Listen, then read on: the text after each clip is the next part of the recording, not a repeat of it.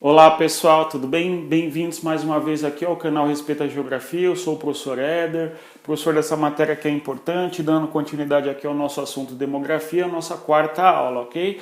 A lousa já está pré-pronta porque eu falei 8 minutos e não estava gravando, então vamos aqui ao que importa. Curtam, não é?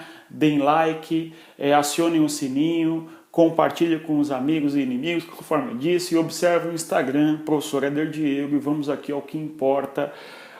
Muito bom. Pessoal, é o seguinte, demografia do Brasil, nós falamos a respeito aí de outros conteúdos em aulas passadas, enfim. Vamos agora falar na aula de hoje sobre o Índice de Desenvolvimento Humano, também chamado de IDH, tudo bom? O Índice de Desenvolvimento Humano, para os íntimos aqui, chamado de IDH. O IDH é um instrumento usado pela Organização das Nações Unidas. A Organização das Nações Unidas usa o IDH com o objetivo de mensurar a qualidade de vida que há nos países. É este o objetivo do uso do IDH.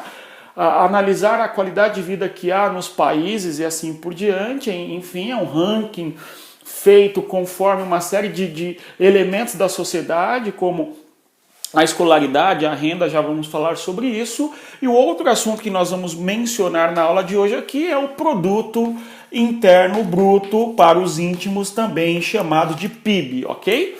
Pessoal, observem só, o IDH é mensurado de 0 até 1. Então o IDH é mensurado de 0 até 1. Quanto mais próximo de 0 o país ou a região tiver o seu IDH, pior é a qualidade de vida naquela determinada região, tudo bem? Quanto mais próximo a 0, pior é o IDH naquela determinada região. Isso é um dado importante que tem que ficar claro. Segunda coisa, quanto mais próximo de 1, naturalmente, melhor é o IDH daquele determinado território, daquela determinada região. Espero que nós tenhamos compreendido tal, não é? Vejam só, o IDH então é dividido em baixo, médio, alto e muito alto. Eu estava comentando sobre isso e aí eu me dei conta que não estava gravando a parte de cima. Eu acho que agora está. Vamos lá. Estamos, ok? Então o IDH, 79ª posição, a posição do Brasil, diante de uma comunidade internacional, 181 países. O Brasil tem aí a sua posição na casa de 79, ok? Então a posição do IDH brasileiro é uma posição mediana, de modo que existem 79 países cujo IDH são melhores do que o do Brasil. Por exemplo, países na América Latina têm IDH melhor do que o brasileiro, a exemplo do México, a exemplo da Argentina, a exemplo do Uruguai. Isto porque nestes países a expectativa de vida é um pouco maior do que a expectativa de vida do Brasil. Isto, consequentemente, faz com que o nosso IDH seja um pouquinho mais baixo do que desses países, e esse é um dado importante que aparece muito nas provas. Porque o Brasil tem uma economia forte, o Brasil tem a 7ª, 8ª economia do mundo em termos de PIB, e, entretanto, a gente não tem o maior IDH no nosso continente atrás dos Estados Unidos ou do Canadá, tudo bem? O Brasil tem aí algumas mazelas sociais na nossa sociedade, justamente por conta de acesso ao saneamento básico, à saúde, enfim, e isso faz com que o IDH brasileiro vá lá para baixo um pouquinho, conforme estou mencionando com vocês, ok? IDH baixo de 0,001 até 0,499, não é? Aqui está, países que têm IDH muito baixo são países como Burundi, República Centro-Africana, são países que estão na chamada África subsaariana, não é? Países cuja qualidade de vida é muito baixa, infelizmente, certo? No caso, IDH médio de 0,500 ou até 0,699, IDH médio, o Brasil, durante um bom tempo de nossa história, estivemos aqui na posição de país de IDH médio. Hoje o Brasil, a partir da década de 2010, se eu não me engano, entra aqui no IDH alto, tudo bom? Aquele que vai de 0,700 a 799 e tal. E, por sua vez, existe o IDH muito alto ou muito elevado, que é este IDH de 0,800 até 1. Alguns estados brasileiros, conforme nós vamos comentar daqui a pouquinho, vão apresentar o IDH muito alto, tá certo? no mais das vezes, vamos ali observar que o IDH é um importante instrumento que procura mensurar a qualidade de vida da sociedade, ok? Então, o que compõe o IDH como instrumento de análise de desenvolvimento humano? O que compõe o IDH basicamente diz respeito a 3 fatores. Nós temos que um fator importante que vai compor o IDH é a saúde. Então, a saúde é um instrumento importante para que nós avaliemos a qualidade de vida daquela população. No que diz respeito à saúde, nós vamos ter maior esperança de vida conforme nós melhoramos a saúde. Por quê? Uma saúde, no que se refere a saneamento básico,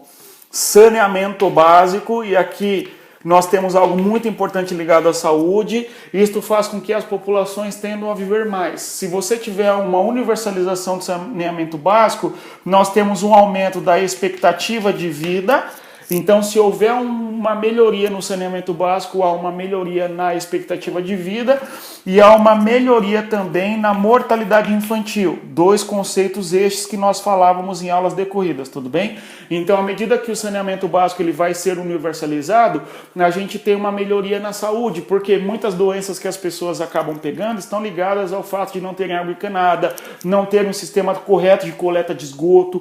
Crianças que moram em favelas no Brasil muitas vezes acabam vivendo na várzea, literalmente ao lado dos esgotos, e acabam se contaminando, infelizmente morrendo e assim por diante, ok? Então o saneamento básico é um fator fundamental para melhorar a qualidade de saúde da sociedade.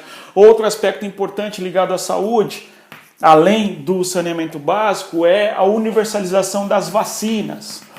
À medida que houver a universalização das vacinas, as populações elas vão morrer menos de certas viroses e de certas bactérias, enfim, não é? A mortalidade infantil no Brasil ela diminui nos últimos anos, justamente porque nós, de certa maneira, universalizamos a vacina do cidadão brasileiro desde a idade mais tenra. A criança, até o seu 1º ano de vida, toma vacina quase todos os meses, não é?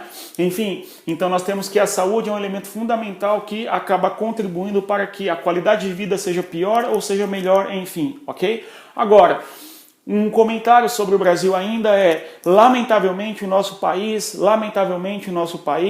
ainda é um país onde boa parte da população não tem acesso ao saneamento básico adequado, de modo que mais da metade das cidades do Brasil não tem 100% de sua coleta de esgoto, não é? Então isto faz com que a nossa qualidade de vida vá lá para baixo, infelizmente, certo? Outro aspecto importante que nós temos compondo o IDH, além da saúde, é também o aspecto que envolve a educação. A educação é um assunto fundamental que nos ajuda a compreender. A educação é um assunto fundamental que nos ajuda a compreender a qualidade de vida, não é? O Brasil tem uma melhora no nosso IDH, uma vez que nós tivemos, em alguma medida, uma universalização da educação na década de 90 no nosso país, ok?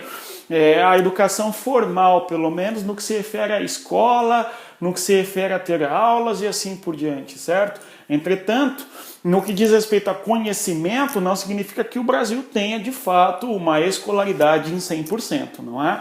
Até porque, muitas vezes, o aluno sai da escola com um nível educacional, em termos de formalidade, a educação formal, muito ruim. Saímos da escola brasileira, muitas vezes, sem sabermos ler corretamente, escrever, e existe, sim, muito aí o que se fala do analfabetismo funcional. O analfabetismo funcional, olha só, vamos aqui para um exemplo, depois da minha expressão enquanto minha própria de analfabetismo, né? Enfim, deu para entender? Voltemos. Pessoal, o analfabeto funcional é aquela pessoa que sabe o que é 20, sabe o que é 10, sabe o que é 12, só que pensa só, você vai a uma venda, você compra algum produto que custa R$12, você tem uma nota de 20, a pessoa calcula 20 menos 12, ela pensa, eu tenho que dar R$8 de troco para você, e ela começa a contar ali no caixa o seu troco, não é? Aí você, não, eu tenho R$2, ajuda. Aí a pessoa ela se recusa a receber os seus R$2. Você viu que há uma nota de R$10 ali naquele caixa, né? Seria mais fácil.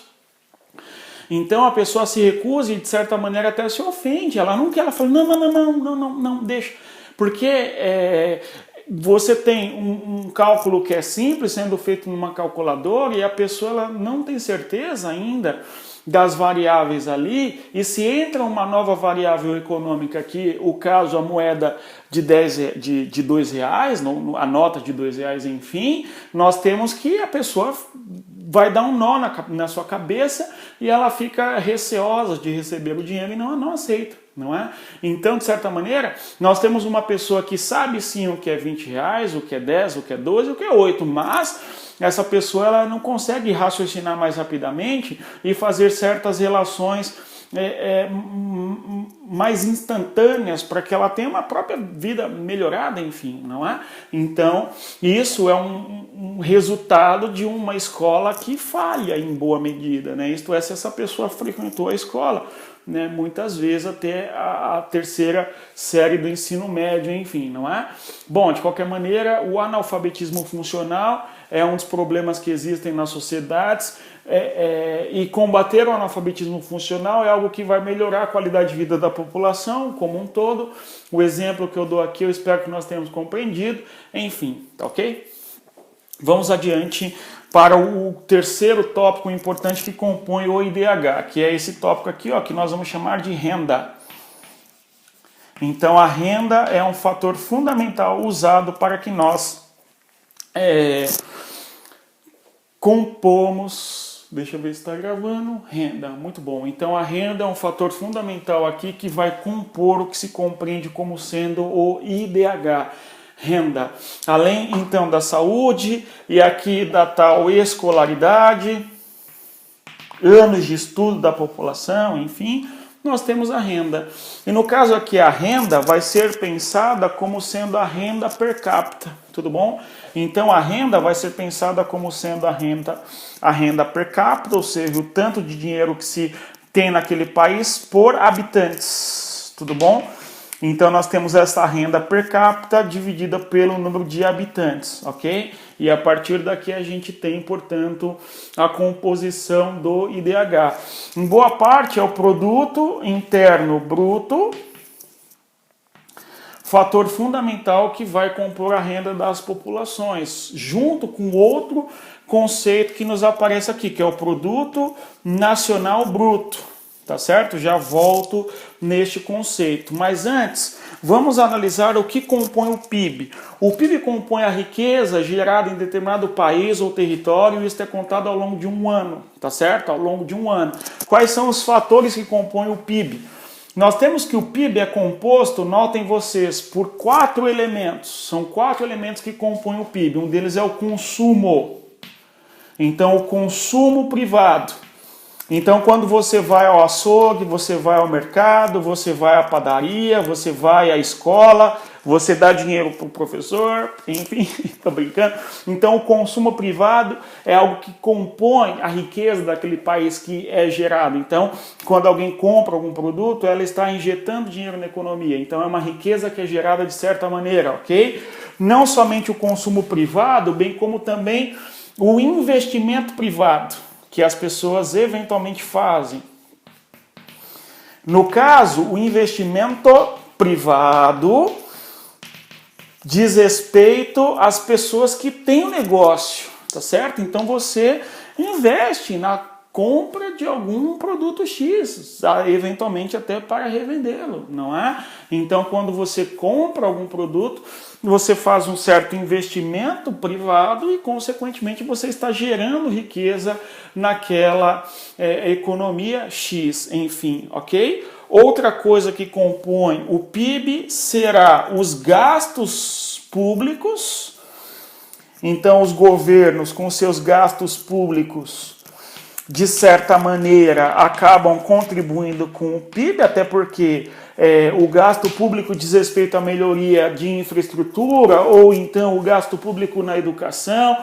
Isto nada mais é do que dinheiro injetado na economia, e esse dinheiro já foi tributado né, por alguns mecanismos econômicos da sociedade. Os libertários vão dizer que esse dinheiro foi roubado pelo Estado, porque, segundo se discute aí nas literaturas de liberdade econômica, o imposto é roubo, enfim, eu não acho isso exatamente, mas existe esse debate que é bastante interessante, enfim, não é? E por fim, um outro fator que vai compor, né, o PIB diz respeito à balança comercial. Então são esses 4 elementos que vão compor o PIB. No que se refere à balança comercial, nós estamos pensando no país e a sua relação com o comércio exterior. O quanto essa balança comercial ela é positiva ou negativa, isso vai compor aí o PIB, enfim, tá certo? Então esse PIB usado para mensurar o quanto determinado país ou território enriquece ao longo de determinado tempo, geralmente ao longo de um ano, tá certo isso? Muito bem.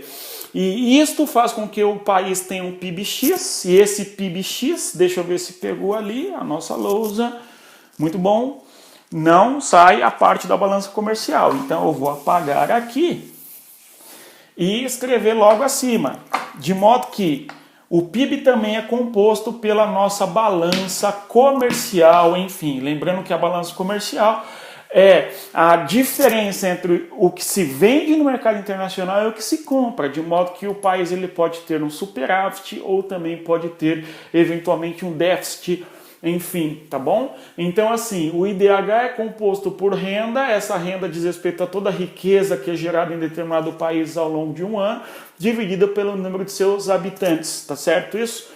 Então, aqui a gente tem que o Brasil vai ter uma renda de certa maneira alta, porque o PIB brasileiro é alto, não é? Entretanto, não significa, por outro lado, portanto, que o Brasil tenha necessariamente um acesso à renda, não é? Ou seja, o brasileiro não tem necessariamente um acesso à renda por causa de que existe no Brasil uma má distribuição de riquezas e tal, conforme nós bem sabemos, ok?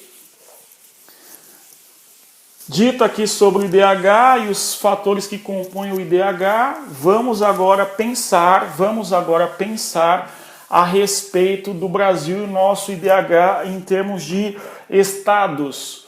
Então o Brasil ocupa uma posição que é a 79ª posição do IDH mundial.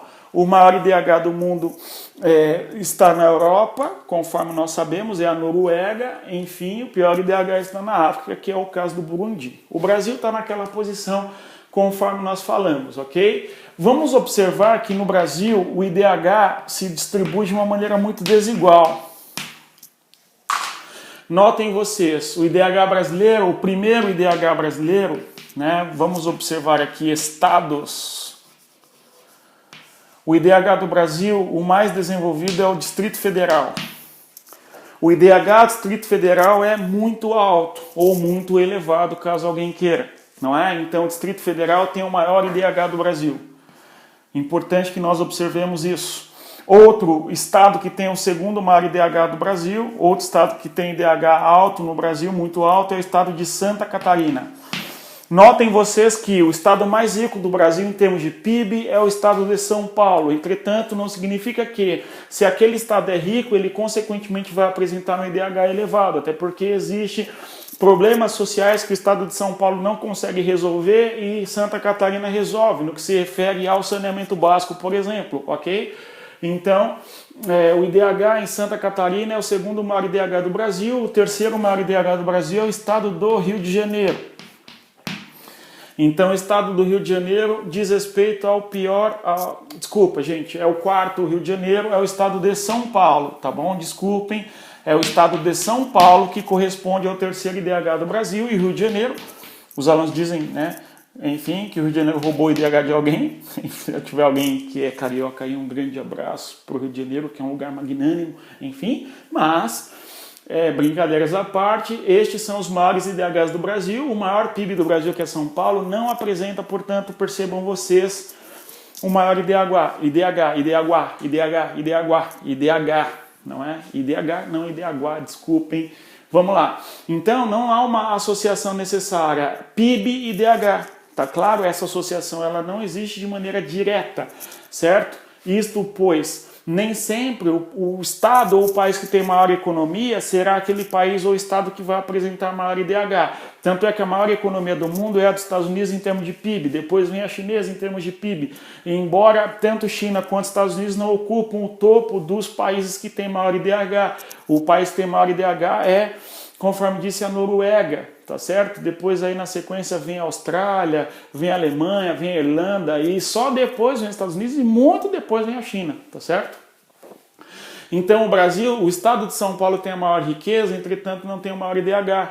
Muito bom. Qual que é o setor produtivo em Distrito Federal? Os funcionalismos públicos, não é o funcionalismo público do mais alto escalão. Então ali a população tem uma alta renda, consequentemente, tendo essa alta renda, investem em educação da família, escolas caríssimas e, consequentemente, também tem acesso à saúde em hospitais de alto padrão em Brasília, enfim, tá bom? A mesma coisa em boa parte vale para Santa Catarina, só que Santa Catarina tem uma produção industrial importante, em Santa Catarina há uma produção agrícola gigantesca, no oeste catarinense, né? Não é o funcionalismo público que mantém a riqueza de Santa Catarina, tá bom? São Paulo tem o maior PIB do Brasil, isso é inquestionável, e tem o terceiro maior IDH, ok? Então aqui, observem vocês, Santa Catarina, São Paulo e Rio de Janeiro. Na sequência vem o Paraná, vem o Rio Grande do Sul, certo? Paraná, Rio Grande do Sul, Minas Gerais, Espírito Santo, Mato Grosso do Sul, Goiás. Estes aqui, aqui eu já não lembro a sequência exata, mas estes estados, observem vocês, Paraná, Rio Grande do Sul, Santa Catarina é o primeiro, é o segundo, aliás, não é? Nós temos Minas Gerais, Espírito Santo e, por fim, Mato Grosso do Sul e Goiás. Não sei se Goiás aparece aí na nossa câmera, deixa eu ver. Então, Goiás tem ali o nosso terceiro, não, melhor eu escrever mais para cima, tá bom? O que eu quero que nós percebamos aqui é o seguinte: os estados do Sudeste vão apresentar o IDH alto, né? Os maiores IDHs do Brasil. Também os estados do Sul. Junto a eles, nós temos dois estados ainda do Centro-Oeste. É o caso do Mato Grosso do Sul e é o caso do estado de Goiás. Então, estes são os estados,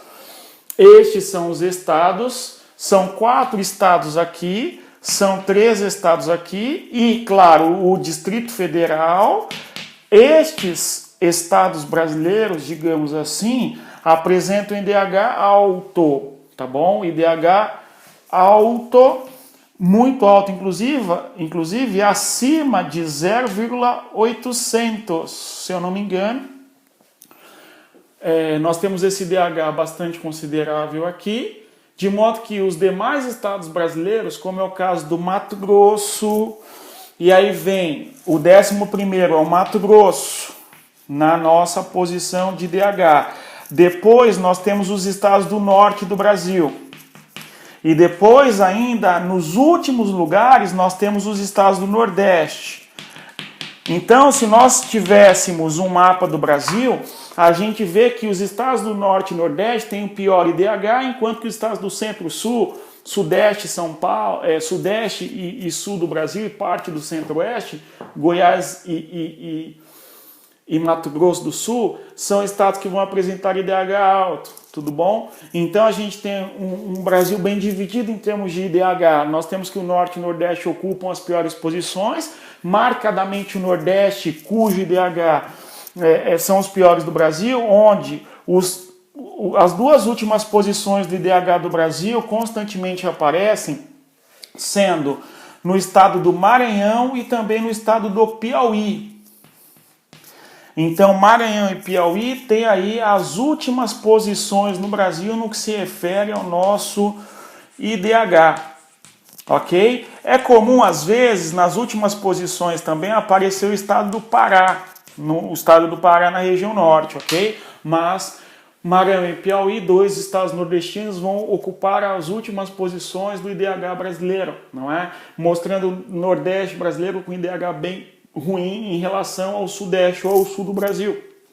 Não sei se deu para entender que até essa posição aqui, ó, eu estava dizendo com vocês que até essa posição o IDH diz respeito aos 10, né, primeiros colocados, 10 maiores IDHs do Brasil. Então esses 10 maiores apresentam IDH muito alto, acima de 0,800. Sudeste, Sul, Mato Grosso, Goiás, Distrito Federal, 10 estados. 4, 3, 5, 6, eita, 7, 8, 9, 10. Melhor, contando, né, gente? Enfim, tudo bom? Então nós temos aqui os 10 maiores IDH, o 11º é Mato Grosso, no Centro-Oeste, os penúltimos estados do Norte, Acre, Rondônia, Roraima, Amazonas, enfim, e por fim o Nordeste, as últimas posições ali do estado do Maranhão e do Piauí. Tá claro? Isso denota um Brasil muito desigual, isso denota um país onde a qualidade de vida não é igualitária para todos, ok? E aí quando a gente pensa que a expectativa de vida e a mortalidade infantil são problemas ainda no Nordeste, a gente entende porque a expectativa de vida no Brasil menor possível é no Nordeste. A mortalidade infantil no Brasil ainda alta no Nordeste, o trabalho infantil muito marcado nas grandes cidades do nosso país, só que o trabalho infantil é uma marca muito significativa do Nordeste brasileiro, ou seja, nós temos, portanto, que o IDH, de certa maneira, evidencia que ainda existe uma região no Brasil, que é o Nordeste, com muitos problemas a serem resolvidos, enfim. Deu para entender, minha gente? Espero que sim. Pessoal, então aqui nessa nossa quarta aula em relação à demografia do Brasil, a gente fala sobre o IDH no início e na sequência nós falamos a respeito aí dos estados brasileiros e da posição geográfica de cada estado no que se refere aí ao IDH brasileiro, tá bom? No mais é isso, respeitem a geografia, bons estudos e até mais. Tchau, pessoal.